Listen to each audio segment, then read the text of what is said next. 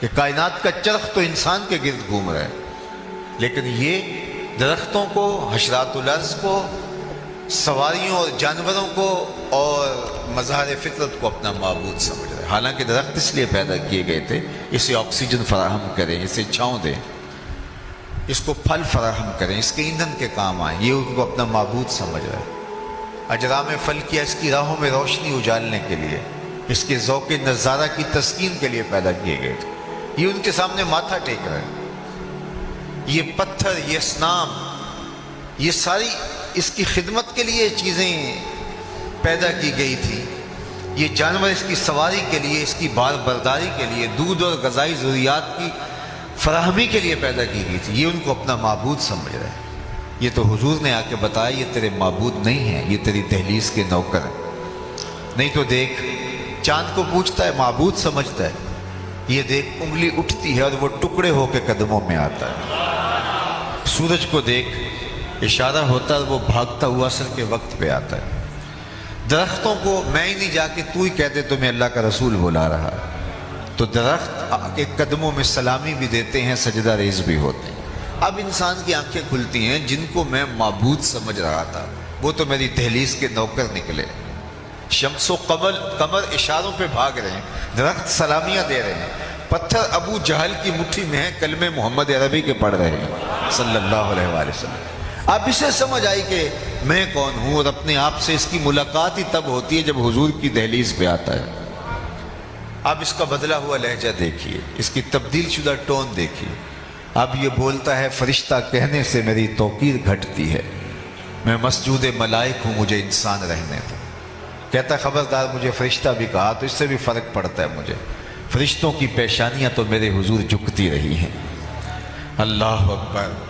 تو انسان کو شعور ذات ملا، اپنے من سے آگہی ملی تو وہ حضور کی دہلیز سے ملی، اور اگر یہ در نہ ملتا تو آج بھی یہ بھٹک رہا ہوتا۔ یہ بالکل آپ کی ہمسائیگی میں انڈیا بستا ہے، پی ایچ ڈی ڈاکٹر ہے اور بت کے آگے ہاتھ جوڑے کھڑا ہے۔ اس کی عقل و بینش، اس کا فہم و ادراک، اس کی اتنی بھاری بھرکم ڈگری اسے نہیں بتا رہی کہ اپنے بدن پہ بیٹھی مکھی تو اڑا نہ سکے، میری ضروریات کا کفیل کیسے ہو سکتا ہے؟ لیکن وہ ہاتھ جوڑے کھڑا ہے۔ ایک M B B S doctor ہے اور گائے کے پیشاب کو تبرک سمجھ رہا ہے اور چسکیاں لے لے کے پی رہا ہے۔ اس کی طبیعت میں کوئی نفاست نہیں ہے جو فیصلہ دے کہ یہ ایک جانور کا بدبودار فضلہ ہے، اور اس کی طبیعت میں کوئی ایسی چیز نہیں کہ اس کو اس سے تعفن محسوس ہو، اس کی طبیعت میں تقدر آئے۔ تو وہ اتنا پڑھا لکھا ہونے کے باوجود بھی شعور کی پستیوں میں گرا ہوا ہے کہ ایک جانور کے فضلے کو تبرک سمجھ رہا ہے۔ اور دوسری جانب میں نے اپنی مسجد کی ٹوٹیوں پر ایک 7 سال کے بچے کو دیکھا کہ وہ اپنے پائنچے کو مل مل کے دھو رہا تھا، تو میں نے جھڑکنے کے لہجے میں کہا کہ تم نے اتنا زیادہ پانی کھولا ہوا ہے؟ تو وہ لجاجت بھرے لہجے میں مجھے کہتا ہے کہ جناب میں گلی سے گزر رہا تھا، کسی جانور کے پیشاب کا چھینٹا میرے پاؤں پہ گر گیا ہے اور میں سکول جا رہا ہوں۔ میں حیرت میں ڈوب گیا کہ اس ڈاکٹر کو تو سمجھ نہیں آئی اس 7 سال کے بچے کا شعور، اور اس کے اندر رکھا ہوا تقدس اتنا ہے کہ وہ پائنچے کے اوپر پیشاب کے پڑے ہوئے غیر مری چھینٹے کو بھی گوارا نہیں کر رہا۔